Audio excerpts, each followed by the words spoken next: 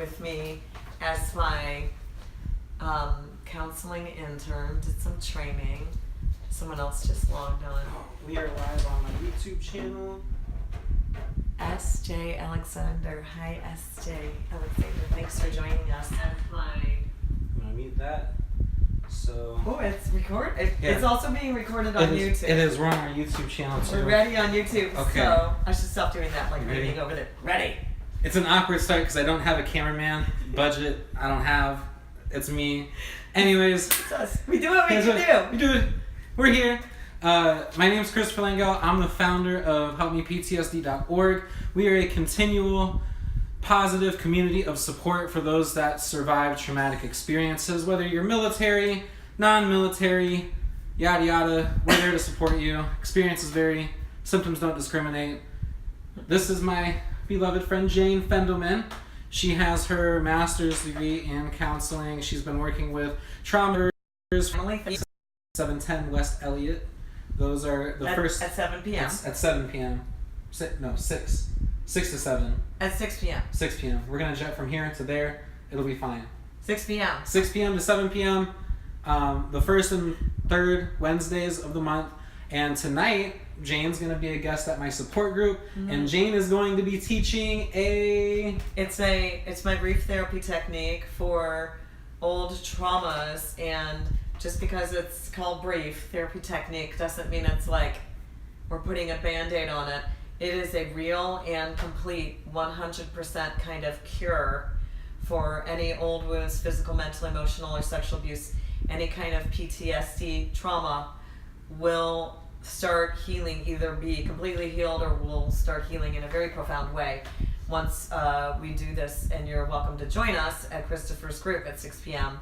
in Tempe. Right. So one of the things that I do at Help Me PTSD is I find other counselors or other practitioners of natural healing modalities to help people kind of get away from popping the pills and really look at their problems and address them in a holistic, long-term solution way rather than a short-term pop the pill way. And Jane is a hypnotherapist. She's been doing that for a long time. And so today's episode, I kind of want to... Among other things. I do hypnotherapy as one of the modalities that can be helpful.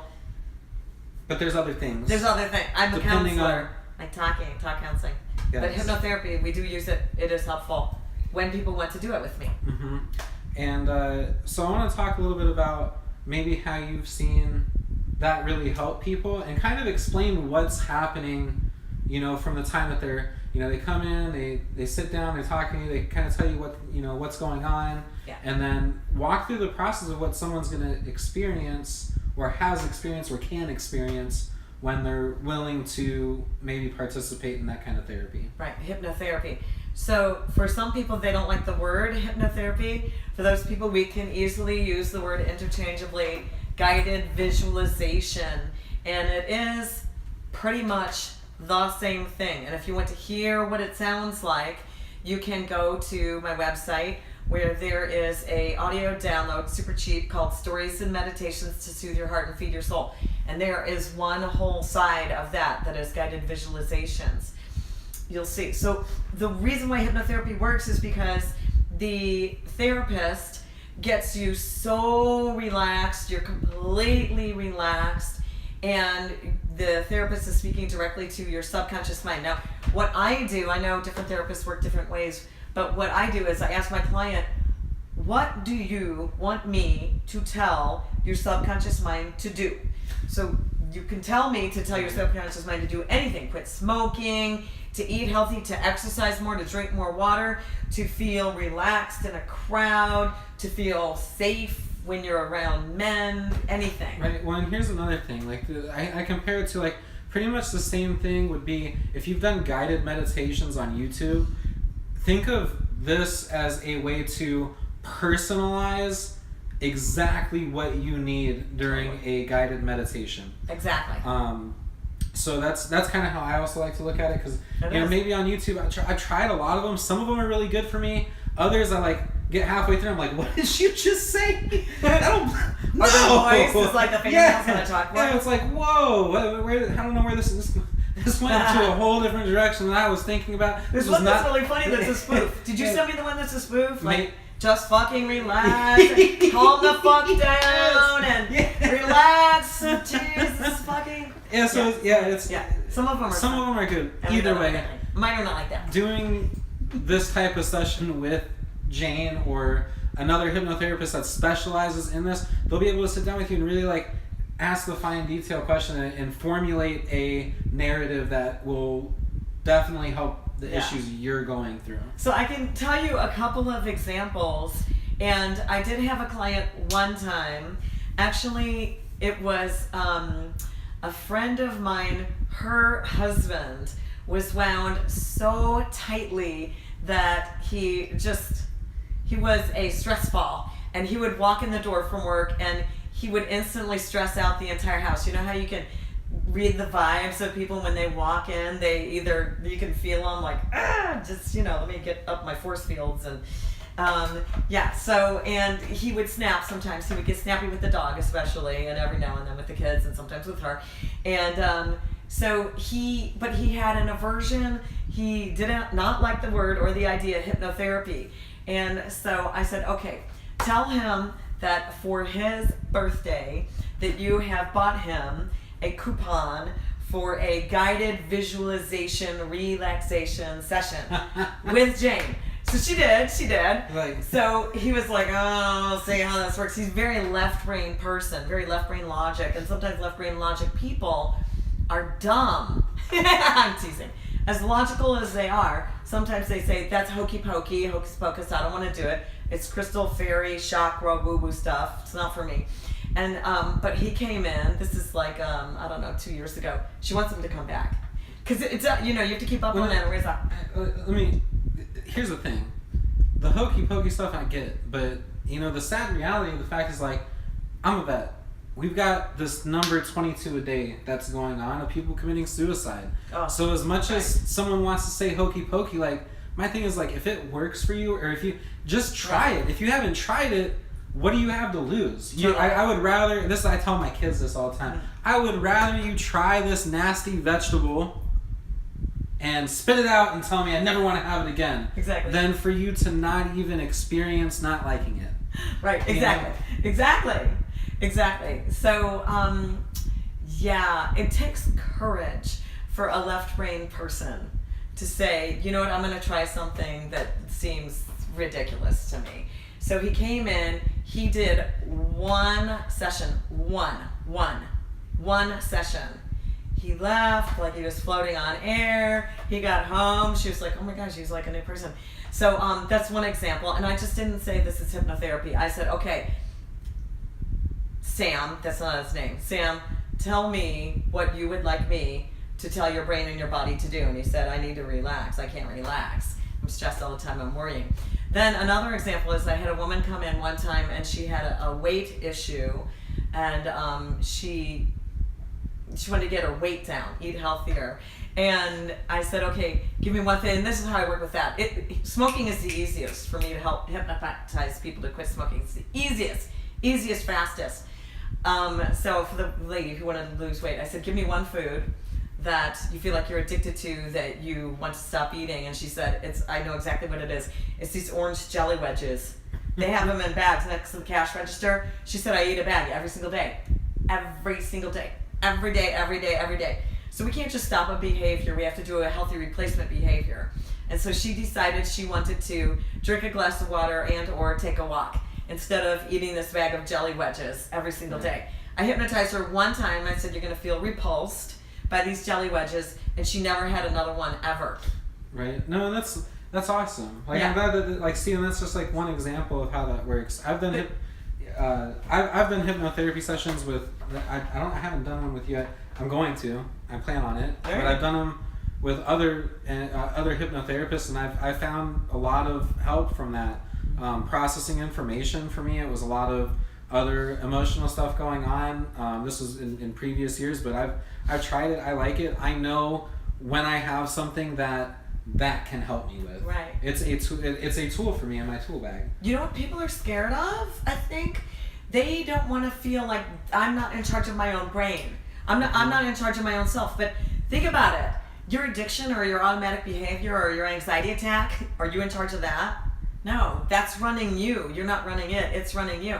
And all a really good therapist do, hopefully you can trust your therapist. And all I do is I say, what do you want me to tell your brain to tell you to do? And you can't hypnotize somebody to do something that they don't really want to do. No, it doesn't work like that. Right, it's impossible. But anyways, so we've had a couple emails that have come in with other questions, and while you're here, I thought it would be relevant. One, can you tell us about this event that I've seen you post about? It's some kind of expo that's going on. Did that already happen, or is that coming up? That's Sunday. That's this Sunday. What day is today? Today is Wednesday. Today's Wednesday. That is this weekend on Sunday. It's July 9th. It's from 9 to 5. There's an expo. It's called the Embracing Your Journey Expo. It's going to be a whole bunch of kind of healing kind of people all in one big expo. It's only $5 to get in. Cool. But I am inviting people who want to see my talk, which is 3:30 to 4:30. It's conscious parenting, enlightened parenting. But the secret trick to being a good parent is self-love. 5-minute cure. You just sit down with me. I'll do it with you right there. Maybe we can do that tonight at our support group before we leave. Totally do it. For sure. But one of the emails that I got that made me think of you, and it's a lesson that I learned and completely changed one of my parenting skills and with my kids, my 3 beautiful kids, is Jane said something to me one day, and I passed this knowledge on and had the same impact on someone. Because when you told me, I almost lost my shit and started crying. I was like, what have I done? Oh, no. Really? And that was yelling at a kid is like punching him in the face. Jane says to me, I'm like, oh, I yell at my kids all the time. Yelling is hitting with words. So, by the way, I've put that burden of knowing that on someone else, and then she's like, what? No, I need to talk to you outside. Sure, no problem happened. She's like, I'm about to break down what you said. I don't know what I feel. And anyways, but it got me thinking, I get a lot of questions about minors trying to come onto our events, and unfortunately at this time, like, I haven't developed or designed a course just for minors with the liability of adolescence in a room is just a little bit too much for where I'm at right now. Right. But through the live stream, could you elaborate on, maybe, what the whole yelling thing and what I changed my pattern to is it's not time out, it's time in. It's not yelling, it's I will literally stoop down to their level, wherever they're at, so I'm eye level, and I say, we're going to talk.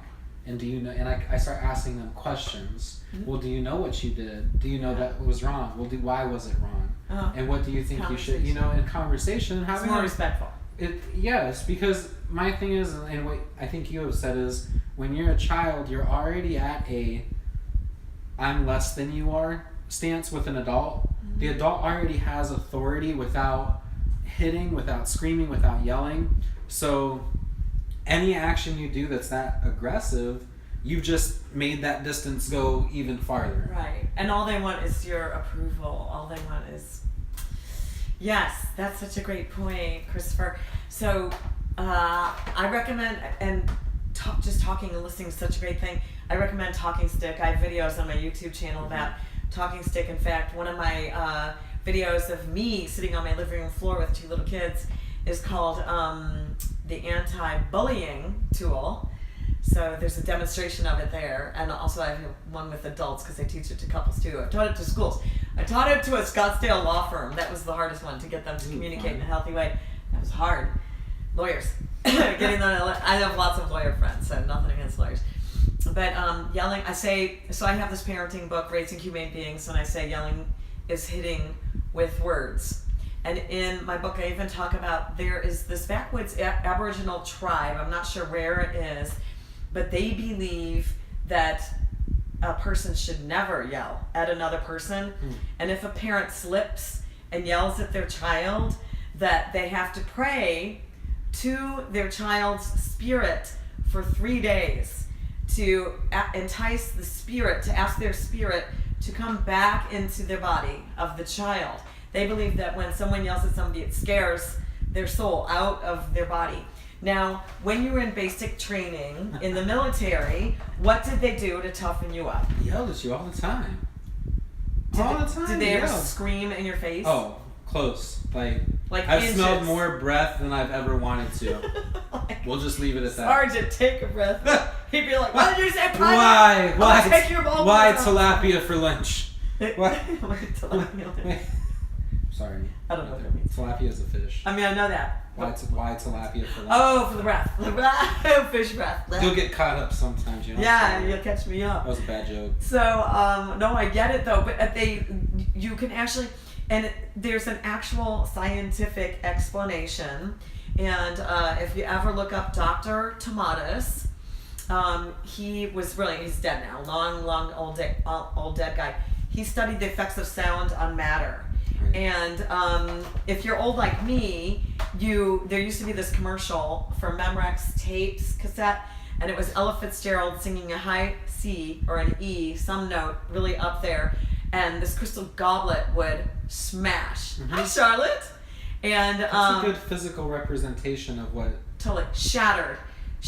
Huh. And if you make a sound loud enough, and if you ever went to Israel and a bomb went off, or if you were in the military and a bomb went off, even at a distance, all of the windows would shatter, even though nothing hit, no debris hit the windows, but from sound it would shatter. And you're getting into I can represent this. Have you ever been at a concert and the notes that they played gave you the most chilly goosebumps and feel good? That's right. So my question with a lot of things, and even like people that are atheists or whatnot, is like, if you can feel that good, do you not think the opposite exists with the same action?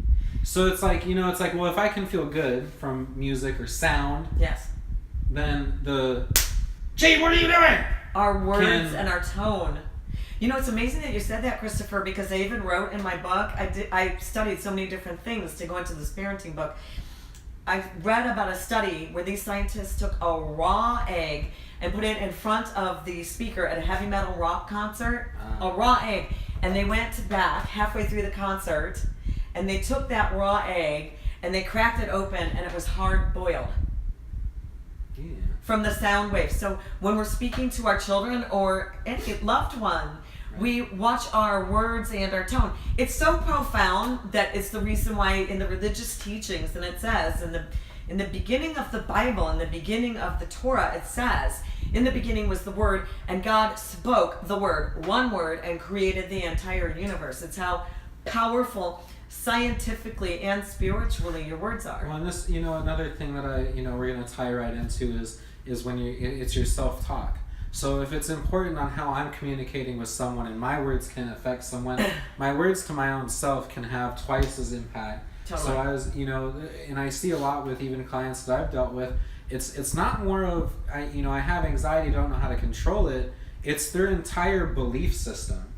That I believe I'm not lovable, I'm not likable, I'll never be good enough. I'm not safe. I'm not safe ever. And it's, some of the people I have to stop and say, you know what, we're not going to focus on managing symptoms right now, because we have to assess we have to look at your entire belief system and start questioning whether that's really true or not. You're rearranging chairs on the deck of that Titanic. Yeah.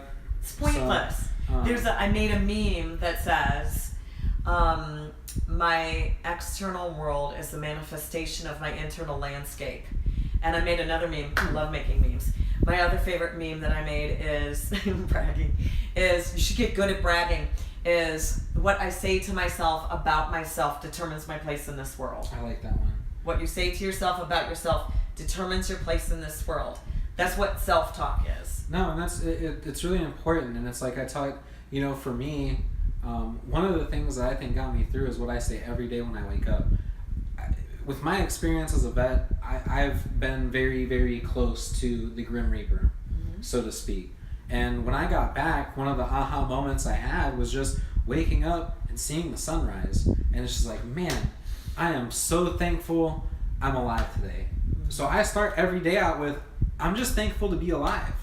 And maybe, that's not for some of you that might not resonate yet, and hopefully maybe not for a long time. But for me, that's just starting my day out with thankfulness and being thankful for that in a humbled way has helped me get through some of my worst and rough days. It's so true. I wake up cranky a lot because I wake up in a lot of pain. Because, yeah, I have rods and screws in my spine. A lot of you guys already know that. So I wake up in pain and I feel cranky or sad or mad. And it happened to me this morning. I woke up that way.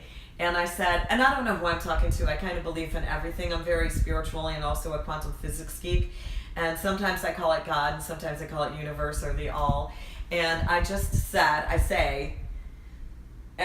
stretch. Stretching and moving your body changes your state of mind. But this morning, I said, Spirit or universe, please put something into my head that inspires me to want to get up and get out of bed. And, feel happy, feel motivated to get up and get out of bed. Now, I had to get out of bed. There were things to do. I had stuff and client schedules and everything. And I just get quiet and I stretch for a minute, and then bink, right into my head is plopped into my head from the, miraculous, to text my new assistant and get her hours set for the next week. And she's delightful and I'm excited, and all of a sudden I want to get up and I want to text her. Right. So if you just get quiet, if you don't let happen in here. We call him drunken monkey. My girlfriend Allie Arnold, Doc Allie. Some of you guys know her, Doc Allie. She's a Phoenix psychiatrist, but she was on Scott Baio as Single and 45. She's like a TV star counselor. Okay. Oh, I'm gonna be on TV on a big. Are you? Yeah, I'll tell you. Me too, for something different. You are? Yeah. Like I'm doing counseling on a reality show. I'm talking about cannabis on Channel 12. We're TV stars. So Allie calls them. We'll come to the PTSD group at 6 and we'll give you our autograph. So Allie calls them drunken monkeys on a field trip. And if you interrupt all that chitter chatter in your mind, like, shut up, stop picking on me. Like I say, name your mean liar voices that pick on you and tell you things are bad or scary or you're wrong or bad or you're, slow or stupid or overweight or whatever your mean liar. You say, shut up, stop picking. You can name them too. You say, shut up, asshat, stop picking on me. You have no power here. Get out of my head. Mm-hmm. And then you say, I'm doing my best. I'm doing my best. I'm doing my best. So. Right. No, and it's the power of thought, the power of positivity in your own self-thought can go a long way. And definitely I use that as a coping mechanism now. And these all take time. I always say it's like, yes, your trauma might have happened in a split second or over a long period of time for most people, especially when it comes to domestic violence or sexual assault stuff. It took a long time for all these things to happen, all these events, and now you're left with this. So I always encourage people, all these tools that we teach or that you see on Help Me PTSD or see through the Jane Fendelman site, you can't expect something to just be automatic response in one time using it. It's like weightlifting. Exactly. It's like you can't go in and lift 200 pounds. It took me, just for reference, it took me over 2 years to develop my breathing technique when I get an anxiety attack in a grocery store. And now, 2 years later, my automatic response is a 5-second breath pattern for 5 breaths with 10-second releases. And now I'm back up to almost 2 minutes of breathing time wherever I'm at, and I'll stop. People look at me like I'm crazy, and I'm just like, what are you doing? I'm going to stand right here, and I'm going to hold my physical presence, and I breathe. But it took me 2 years of continually, for the first year, I carried a notebook in my pocket, I had like a 3x5 flashcard, and my first thing was training myself to reach into my pocket for my bag of tools. So it's like, I always talk about a bag, so let's make that literal and not figurative. Oh, total. And so I had my thing, and when I go out to the stores, I put it in my pocket, and so I had an anxiety attack, and I pull it out, and it says, breathe. That's all it says. That's so good. But over the next 6 months, I didn't have to take that. And then all of a sudden now, my brain naturally, when I have an anxiety attack, my brain makes my body take a big breath in. It's a natural next step. Yes. It's such a big deal. It's so profound, Christopher, because think about it. Just pay attention, if you're watching right now, at how shallowly you're breathing. You're probably breathing very shallow. Just think about it for a second. Just think. Sometimes I'm amazed at, when I catch myself, how very, very little I am breathing. Very little. Just like I'm using up maybe this much top parts of my lungs, like the upper 1/20th of the lobes of my lungs compared to how I feel when I your whole body relaxes. Like when we get an anxiety attack, we're usually panting. That and a whole bunch of biological things are going on. Adrenaline, Right, and oxytocin, the Yeah. tighten up. The what's the adrenaline and oxytocin, I believe. Oxytocin's in love hormone. But it's like the tense. It tenses fear and you up. anger too. Oh, okay. Mhm. I mean, just taking a deep breath is actually telling your body it's okay, we're safe. Also, there's a big thing, big thing. It's on what we're talking about right now. Your brain is your tool. It's not your master. Mm-hmm. Your brain is not your master, your tool. And most people's lives are very fucked up because they have their brain running the show instead of Right. you tell your brain what to do. Your brain doesn't tell you what to do because frankly your brain is just a big computer that stores all this information, and it's gonna get you to just rerun old patterns whether they worked or not. The brain just likes things to be the same over and over. And that gets to my next point, and I'm actually gonna wrap up, trying to keep these 30 to 45 minutes. But it brings me to what we're gonna be talking about tonight at our support group. And I'm starting the class off for the first. I will open, and then Jane's gonna come in and pretty much have the rest of the class to do her brief therapy technique, kind of be the facilitator for the night, and then do her maybe the 5-minute anxiety relief at the end, or whatever you feel comfortable with sharing. That's a good idea. But I'm starting the night out with is one question: does my story control me, and does it own me? Does my story own me, or do I own my story? And a lot of times, I think for a while, our story kind of owns us, and I always have anxiety when I go to the store. I have a nightmare every time I go to sleep. And when you flip that phrase around and start owning your story, I'm not going to have nightmares tonight. Mm-hmm. I have my nightmares sometimes, but not tonight. And that's the kind of thought process I want to get my support group in, because it gets them into the overcoming stage. And it's empowered and feeling in control, which oftentimes trauma rips control away from us. Oh, totally. That's how it feels. I have two things that brings to mind for me. One is I've got this sticky note. Of all the beautiful memes I've ever made, this one sticky note that I have on the inside of my medicine chest in my bathroom mirror that I see every single morning, this sticky note that I just hand wrote in marker. It's no big deal. And I took a picture of it and I posted it on my Facebook page one day months ago. It got more likes than any of my beautiful memes. It says, "I am the badass who commands this day." Nice. I am the badass. Where are these memes? Who Where are commands these this memes you day. speak of?